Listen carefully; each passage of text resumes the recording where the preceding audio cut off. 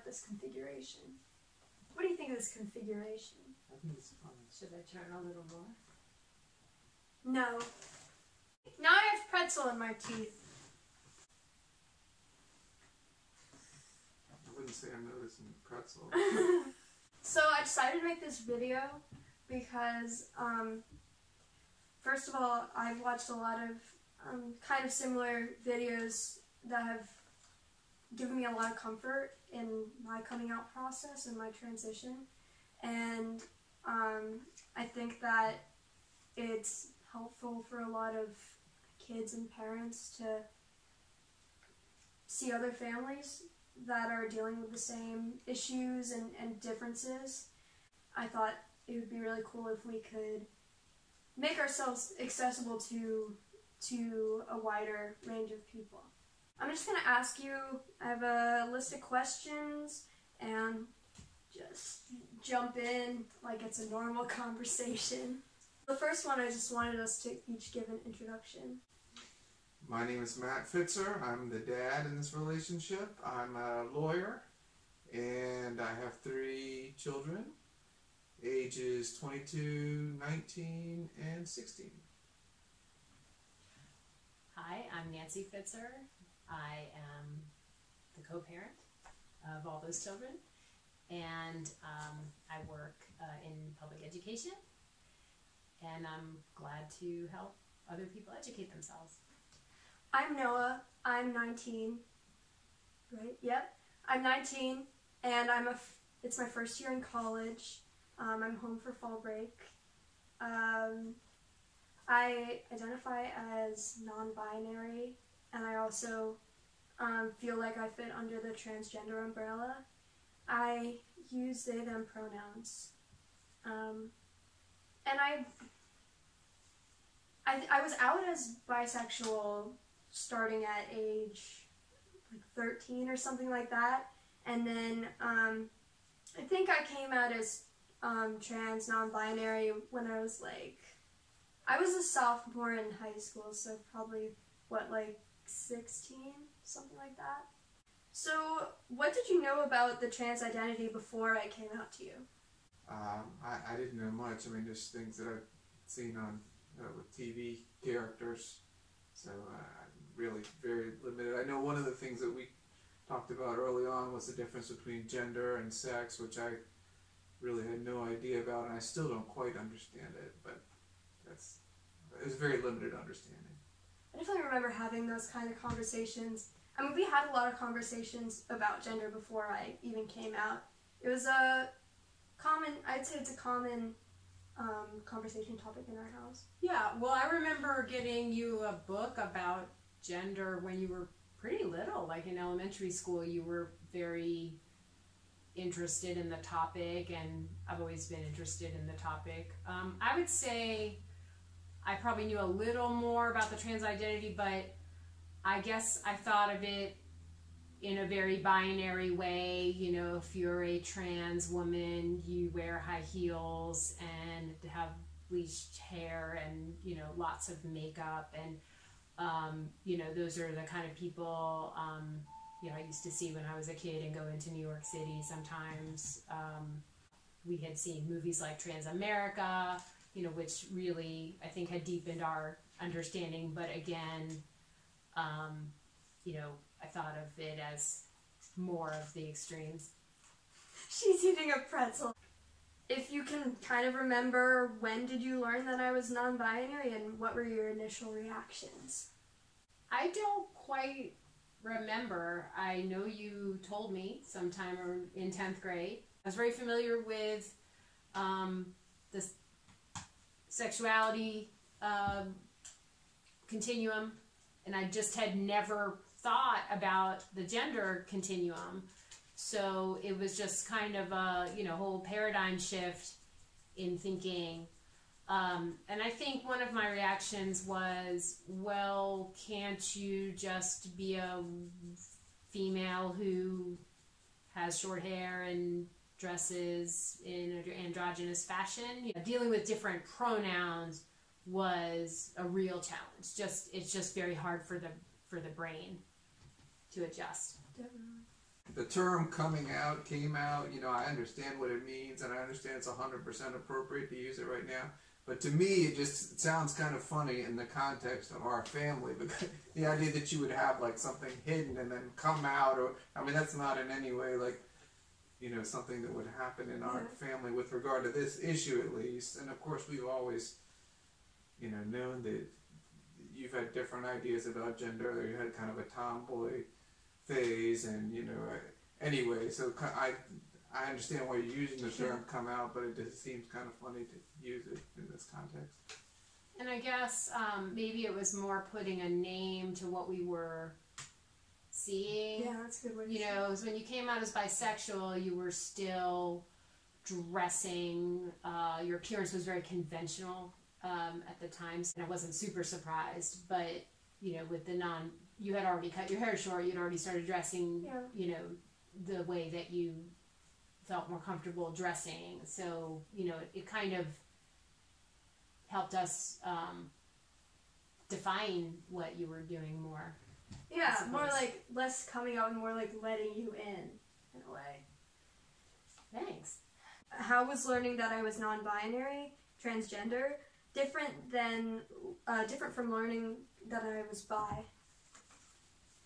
For me, interestingly, it seemed like a more extreme thing to adjust to, because I kind of thought about, lesbianism, it's a very narrow thing, really. You're talking about who you're attracted to, who you want to share your life with, but being gender non-binary, it's like you're giving up a much wider range of traditional characteristics of your sex/gender. So it actually seemed like in my heart, I didn't really have any huge objection to either one, but it seemed like a much bigger thing to get used to. And also, I guess that I understand the attraction to women. I have it myself. So it's like the idea that someone else might be attracted to women. Well, frankly, I don't really understand why anyone's attracted to men.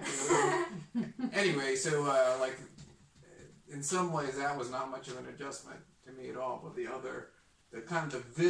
my visceral reaction to certain things like leg hair or dressing like traditionally a man would dress, I just kind of have more of a visceral reaction. So I guess it's been a bigger adjustment for me. I think I would only add that I guess it was, as I said before, it was something I just wasn't as familiar with as a concept.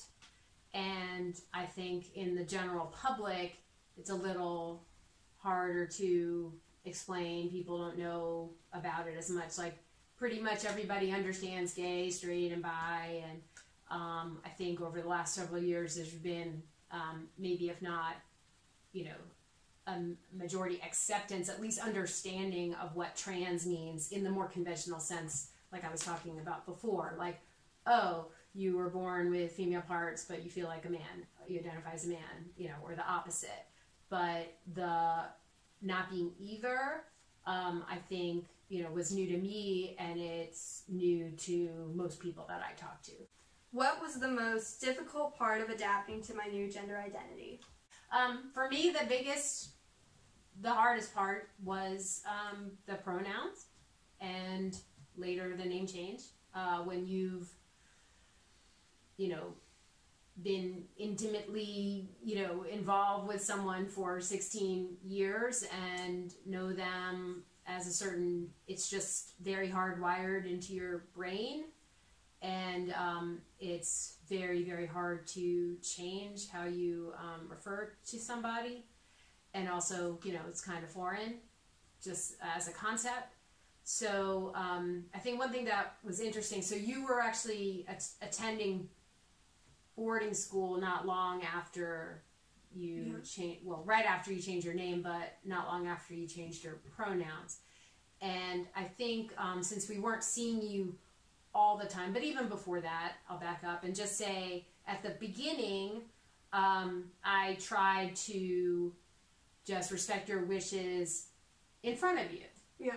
And then I realized that it just didn't work. It was just like a lot of changes that you make, you kind of have to just go whole hog. So that was something that he and I talked about, like, okay, even if it's just the two of us talking alone in a room, we need to say they and correct ourselves or gently remind each other to use the correct pronouns. And, you know, we're going to mess up, and we still mess up sometimes, you know, less and less as time goes by. It's been 3 years, but, you know, that was definitely the hardest part, not loving you or accepting you, but just honestly not tripping over our own tongues talking about you.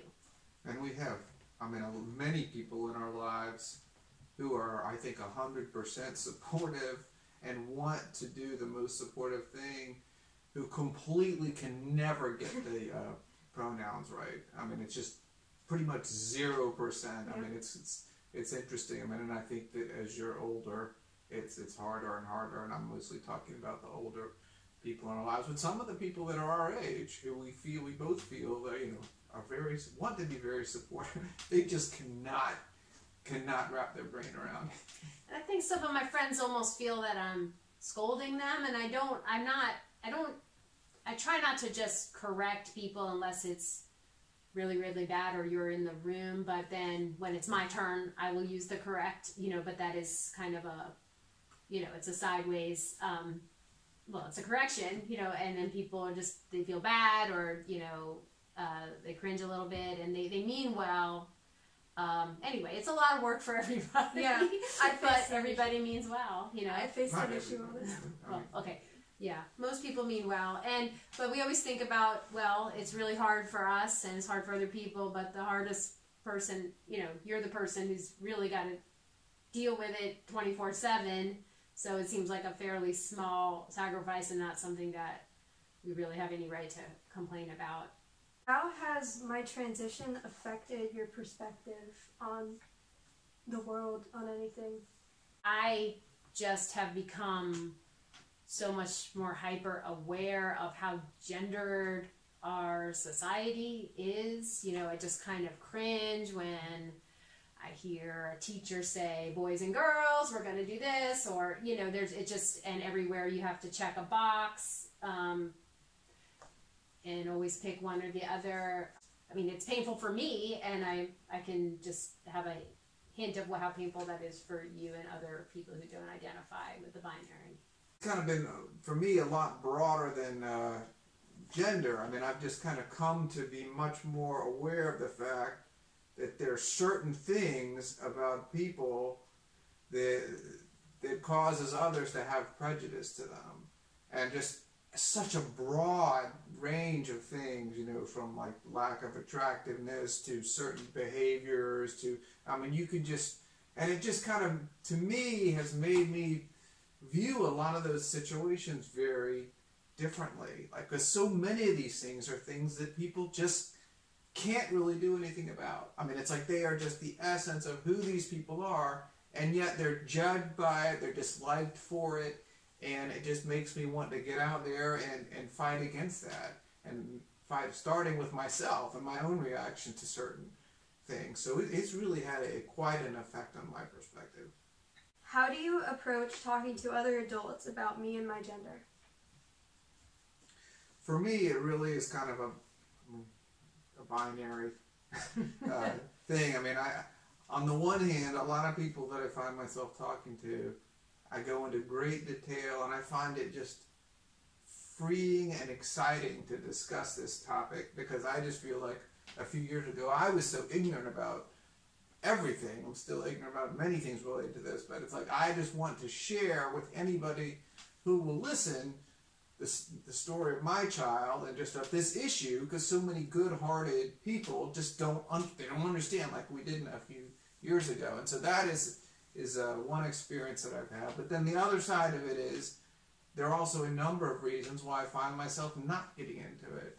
I mean, just today I was volunteering with some children, and they were looking at my photos on my phone, and I just didn't want to get into the whole thing. And there's certainly many work situations where people ask questions, and I just don't really want to make them feel awkward. I mean, I've got no problem generally making people feel awkward, but there is a cost to it. I mean, there's a cost to it in certain situations. I'm just not willing to pay that price. But so it's really been a kind of a varied experience for me.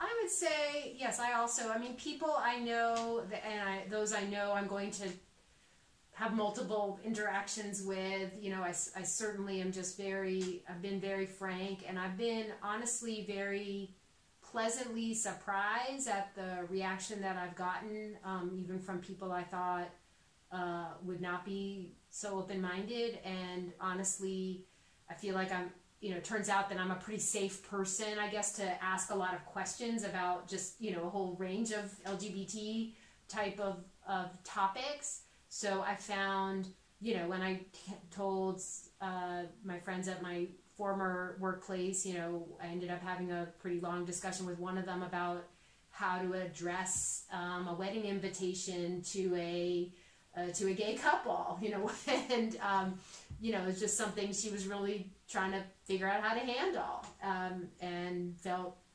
comfortable, like was really happy to have somebody to ask. I'm no expert on that, but I just think people like to, there are just a lot of questions people are wondering about, and if they don't know anyone who's on the spectrum, then they just don't feel like they have anyone to ask. And then kind of like what your father was saying, I run into a lot of different people, and I might end up talking about kids or this or that, and I don't necessarily want to get into a whole long discussion, but I just don't ever want to sell you out, and I never refer to you as a daughter or she. I'll just say they, and if they want to ask me what I'm talking about or they want to look at me a little funny, I'll elaborate, but I'll just kind of just act, it is normal. So I just go on as normal and just say they go to school in Atlanta or whatever, and some people will refer to you as she, or some will as he, and some as my son or whatever, and I'll just kind of gently, I'll use the right terms and move on with it. And I mean, I face the same things all the time, deciding it's a little bit different because you're talking about your child and I'm talking about me, so there are different risks and different rewards, but I definitely, every person I interact with, I have to decide, do I want to tell them what my gender identity is? Do I want to have to get into it? Do I want to expose myself like that? And do I trust them? But then the other side is, do I want to have to live a lie in this moment and kind of feel sad because I'm being misgendered by this person, so that's a decision I have to face all the time too. Like the school where I am now, it's just the norm to introduce yourself with your name and pronouns, which is huge for me because it means I don't have to go through that big coming out dramatic thing where, hey guys, I have something to tell you. It's just part of the initial introduction, which is really big for me, and it makes things a lot less awkward and a lot more comfortable for someone like me. Yeah, and I would say maybe over the past year, I've found a lot more people actually are familiar with non-binary. They're familiar with the singular they as a pronoun. It seems to be more in the media. There are articles about it. So many of the colleges are accommodating or just asking people to identify their pronouns, and I think that's trickling up, maybe to the older generation and trickling down a little bit to the younger generations. I mean, it seems like the teenagers I know are just very open and aware and accepting, and it's just no big deal to them. And then my last question is, what would you say to parents who are struggling to accept or deciding how to react to their child's gender identity? I actually had a discussion with a parent in that situation very recently, and my advice is to respect your child's wishes. I think where some parents find the most tricky navigation is someone who's underage and maybe wants medical intervention that could be irreversible, and that's quite a minefield. But my advice is, well, short of that, which would be another discussion, but it doesn't cost anything really. It doesn't hurt anything to respect, to call your child by the pronouns and the name that they ask you to, and that it means a whole lot. And if it turns out it really is just a phase, and at some point in the future that child goes back to their original identity, then all that happened was that your kid knows that you respect them and listen to them and care about their feelings. So that really is there's not a downside to that. That yes, you do have to deal with some awkward situations with grandparents or with coworkers or whatever, but that's, as we were saying before, it's a small price to pay.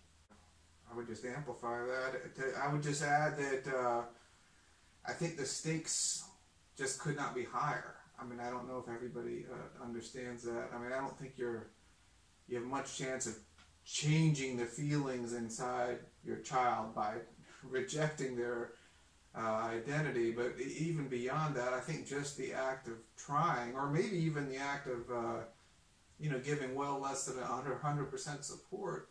I mean, we just know statistically there's a good chance your kid's going to kill themselves or try to kill themselves. They make an attempt. At the very least, just be completely miserable. I mean, I just think that I think parents need to understand that there isn't much of a middle ground there. You're either in or you're out, and I sort of view it as, I think we all know that when we have kids, we're going to be presented with challenges, whether it's somebody jumping out of an alley, or you just don't ever know what it's going to be, but threats to your child's well-being. And I think you just have to be prepared to go to the mat for them. And I think we all tell ourselves, oh yeah, I will do it. Well, this is, if you're faced with your child with these feelings, this is the time.